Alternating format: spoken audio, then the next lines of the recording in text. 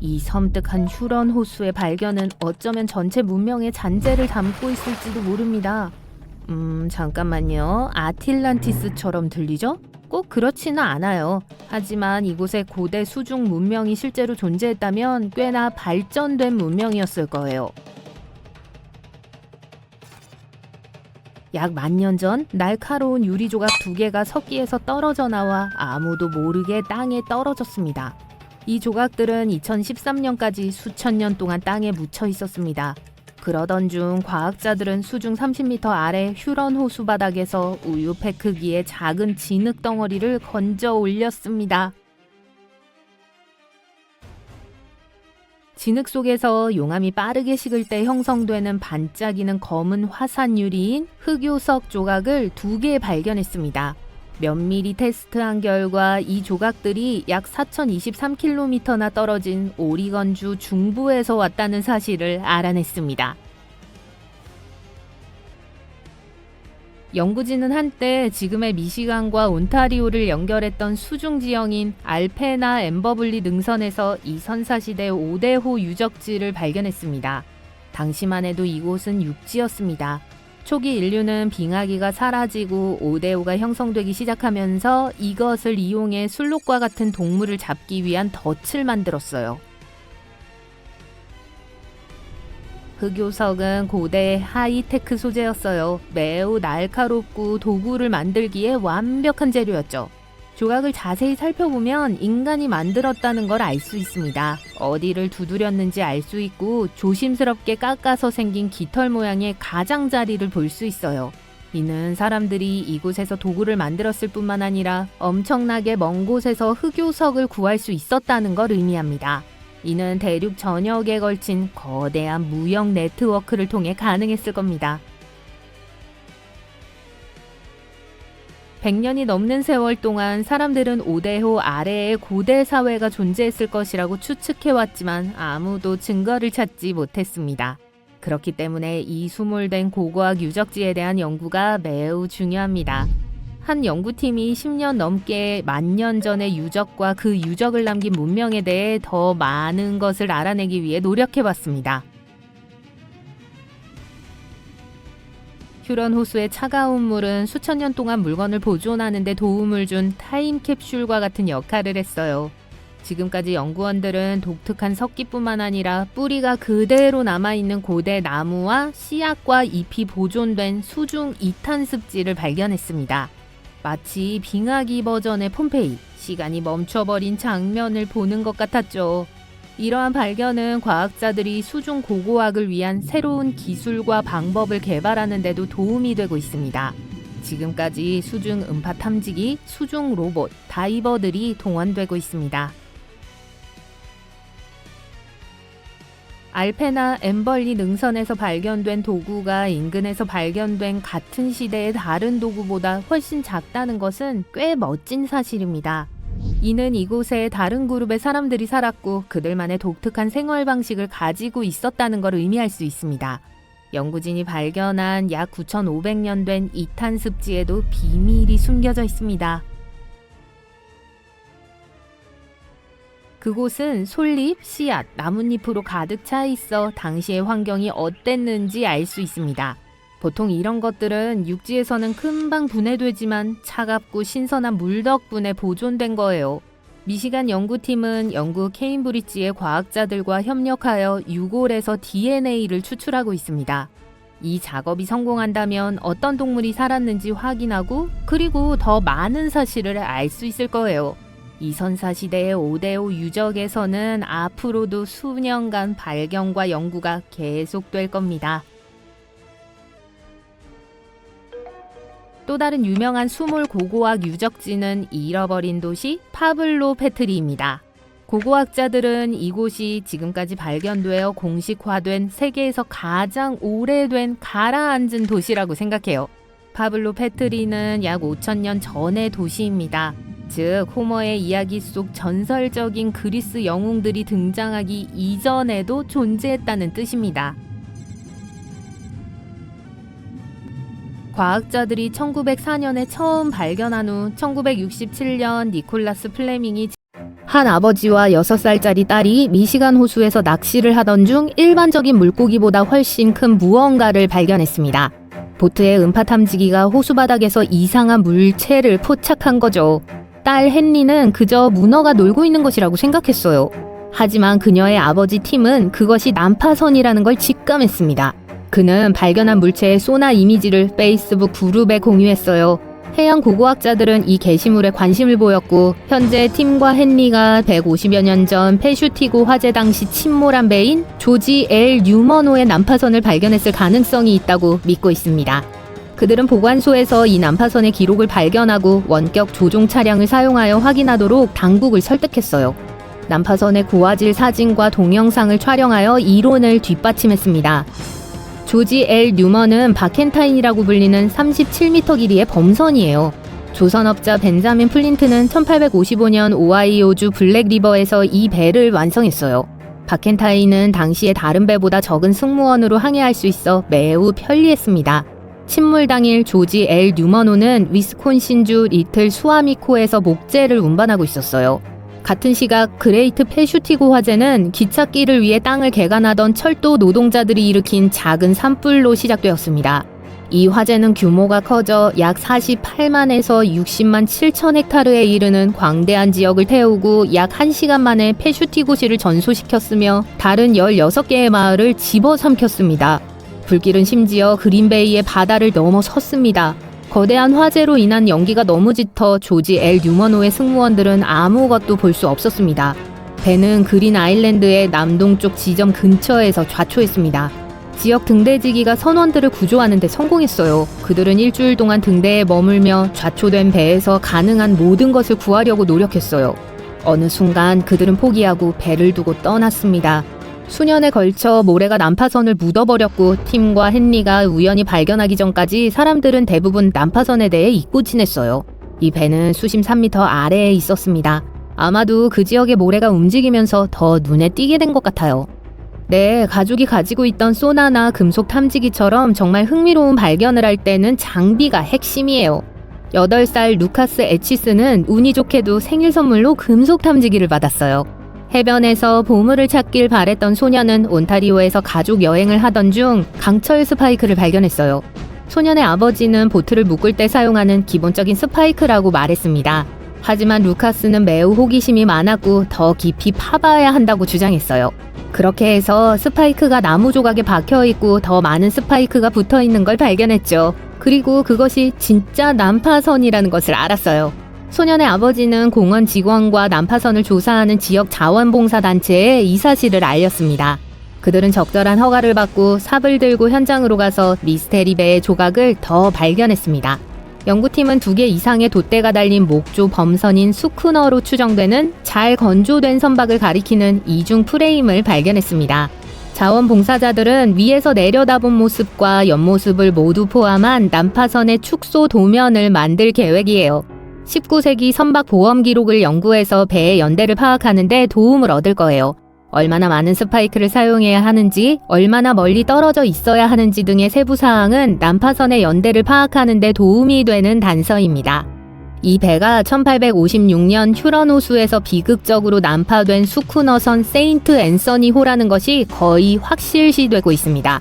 사고 당시 이 배는 시카고에서 버팔로로 밀을 운반하고 있었어요. 한 달 후 패션이라는 예인선이 좌초된 세인트 앤서니호를 돕기 위해 향하던 중 역시 자초되고 말았어요. 세인트 앤서니호는 여전히 좌초된 상태였고 밀 화물이 배 밑바닥으로 쏟아져 내렸습니다. 사람들은 여전히 배를 구할 수 있을 거라 생각했지만 결국 구출하지 못했죠. 160여 년이 지난 지금 루카스가 이 배를 최초로 발견한 사람인 것 같아요. 이제 자원봉사자들은 산소가 없는 혐기성 환경에서 기생충이나 유기체가 난파선을 손상시키지 못하도록 난파선을 다시 묻어 보호할 계획입니다. 이를 통해 적어도 50년 이상은 배의 구조를 역사에 보존할 수 있을 겁니다. 또 다른 금속 탐지사 스코틀랜드의 카메론 앤더슨은 가족 농장에 묻혀있던 4,000년 된 도끼머리 3조각을 모두 발견했습니다. 그는 약 20년 동안 보물을 찾아다녔지만 이렇게 중요한 걸 발견한 적은 없었어요. 카메론은 밭에 나갔다가 아내가 크리스마스 선물로 준 새 금속 탐지기에서 강한 신호를 받았습니다. 그는 땅을 파기 시작했지만 아무것도 찾지 못했어요. 그런데 탐지기가 다시 크고 선명하게 신호를 보냈어요. 그는 모래 땅을 더 깊이 파고 들어가 도끼머리처럼 생긴 청동 덩어리를 발견했어요. 그것이 고대 유물이라는 것을 알고 다음날 돌아와 같은 밭을 다시 샅샅이 뒤지기 시작했는데 이번에는 반대쪽 끝에서 찾았어요. 두 번째 도끼 조각을 발견했죠. 그때 그는 도끼 조각 하나가 아직 없다는 걸 깨달았습니다. 세 번째 조각을 찾은 건 건초 더미에서 바늘을 찾는 것과 같았지만 카메론은 해냈습니다. 그는 전문가들에게 연락을 취했고 전문가들이 이 도끼가 인류가 석기를 버리고 금속을 사용하기 시작하던 초기 청동기 시대에 납작한 도끼 머리라는 것을 확인했어요. 당시에는 이런 종류의 도끼는 매우 귀중하고 권위 있는 것으로 여겨졌어요. 전문가들은 누군가 의도적으로 도끼를 세 부분으로 쪼개어 묻어 재물이나 의식용으로 바쳤을 가능성이 있다고 생각합니다. 이와 같은 발견은 우리의 먼 과거에 대한 새로운 사실을 열어주기 때문에 도끼는 과학에 매우 중요합니다.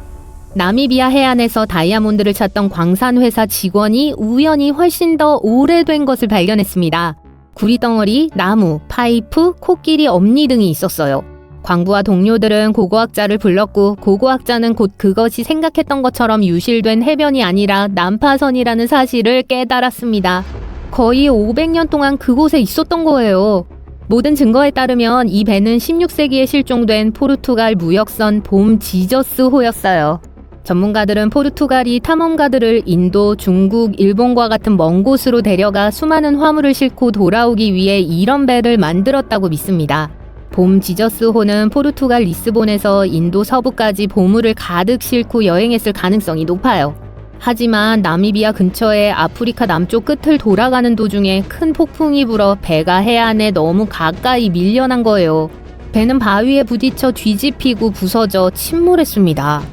배는 세 부분으로 나뉘어 있었고 선체를 덮고 부패를 막은 두꺼운 모래층 덕분에 놀라울 정도로 잘 보존되어 있었어요. 난파선을 연구한 고고학자들은 40톤이 넘는 화물을 발견했습니다.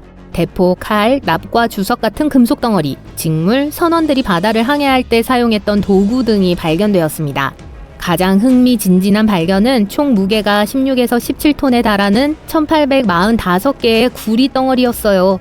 이 구리 덩어리들은 배의 선체가 바닷물로부터 보호해 주었기 때문에 여전히 훌륭한 상태를 유지하고 있어요. 또한 약 2톤에 달하는 거대한 코끼리 엄니도 150개나 있었어요. 아마도 목적지에서는 보석이나 조각품과 같은 사치품이 되었을 거예요.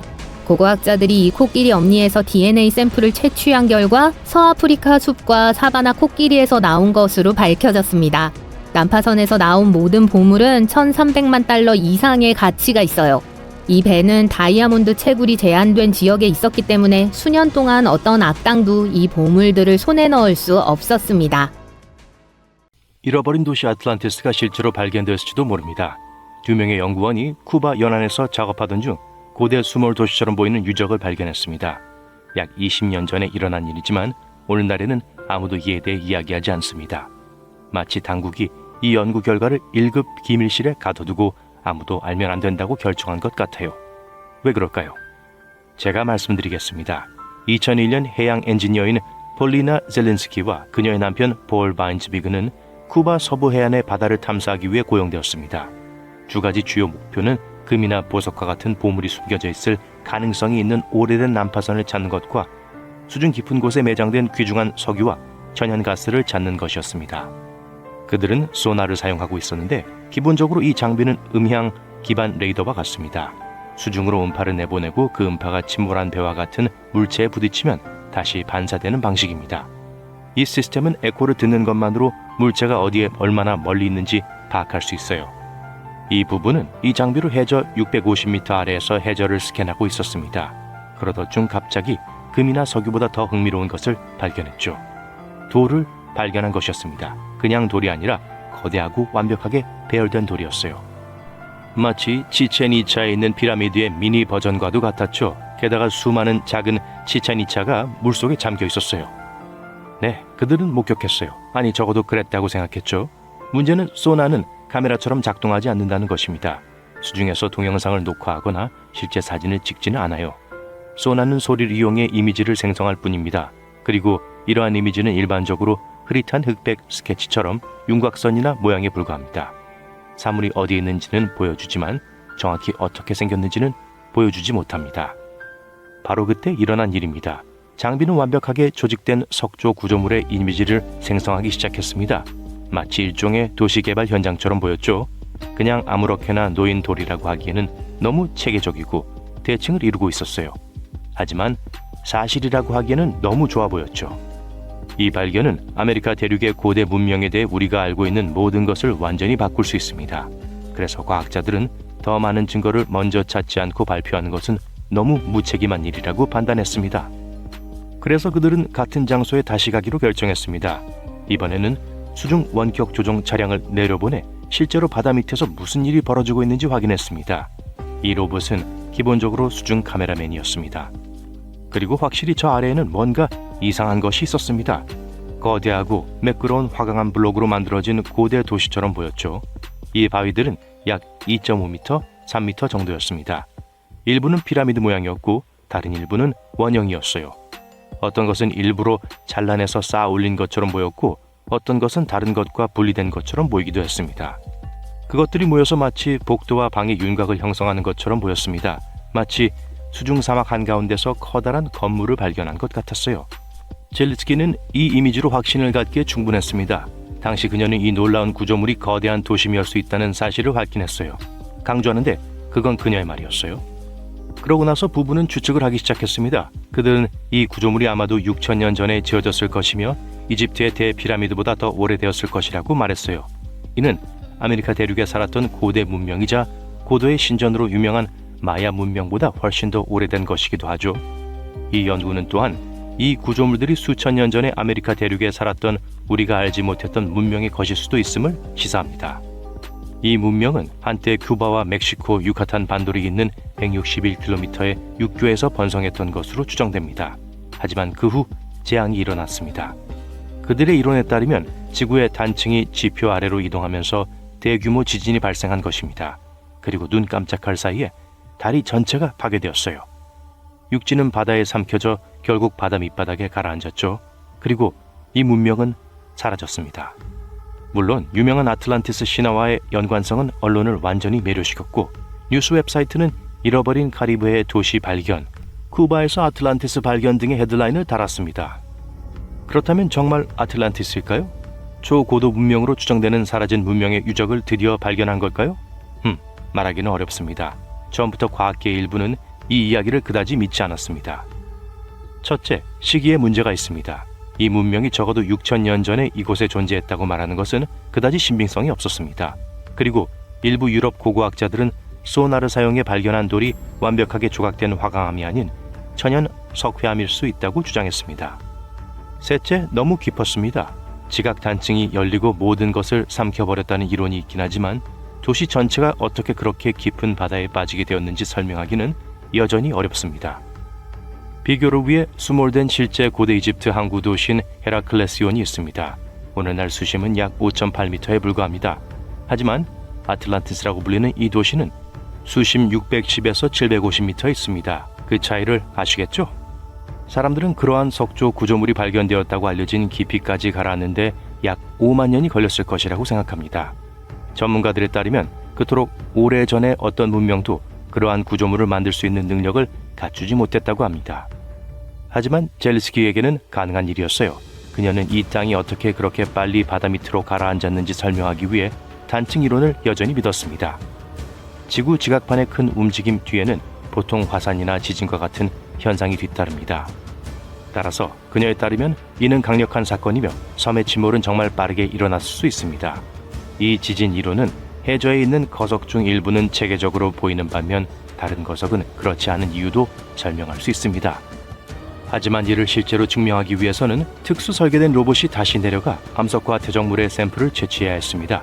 그렇게 하면 암석의 연대를 파악할 수 있고 조각이나 조각품, 유물 등 사람이 살았던 흔적을 찾을 수도 있습니다. 문제는 이러한 구조물을 시추하는 것이 쉽지 않다는 것입니다. 돌은 화강암처럼 보였고 화강암을 그렇게 깊은 수중에서 시추하는 것은 매우 어렵습니다. 그리고 무엇보다도 이를 위해서는 돈이 필요했어요.